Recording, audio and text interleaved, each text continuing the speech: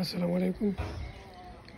কেউ যদি বিটল পোকা আপনারা শুকাইতে চান ন্যাচারাল পদ্ধতিতে, তাইলে ওই বিটল পোকাগুলোকে আগে পানিতে চুবাইয়া পরে এইভাবে রোদ্রে শুকাইতে দিতে হবে।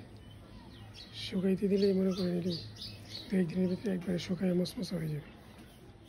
তখন আপনি যে কোনো কবুতর বা কোনো পাখি যেগুলো এরকম বড় বড় সাইজ খেতে পারবে না, ওগুলাকে আপনারা আস্তে আস্তে একটু ভাঙ্গিয়া ছোটো করে একটু ঘোরা করে পাটো করে ওগুলো খাওয়াইতে পারেন। তাহলে আপনার প্রোটিনের যে ঘাটতিটা সেটা পূরণ হয়ে যাবে আর কি।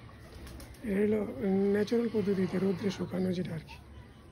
এটা কাগজের ভিতরে বিছিয়ে দিছি, রোদ্রের ভিতরে দেখবেন যে শুকাই যাবো। এগুলো পানিতে ভিজিয়ে দিছি, এখন হালকা নাড়াচাড়া করতেছে অবশ্য, রোদ্রে তাপে এগুলো ঠিক হয়ে যাব। ওকে, কেউ যদি এইভাবে পদ্ধতি করে শুকাইয়া মুরগিরে বা পশু পাখিরে খাওয়াইতে চান তাহলে খাওয়াইতে পারেন। আপনার যখন পোকাগুলো অ্যাডাল্ট হয়ে যাবে, বড় হয়ে যাবে, তখন আপনি এভাবে পানিতে ভিজাইয়া পরে রোদ্রিতে শুকাইতে দিলেই এটা শুকনো হয়ে যাবে একবারে। শুকানোর পরে পদ্ধতিটা আমি আবার দেখাবো না, শুকানোর পরে কীরকম দেখাবে। ওকে, ভালো থাকেন, সুস্থ থাকেন। আসসালামু আলাইকুম। জয় সোনার বাংলা।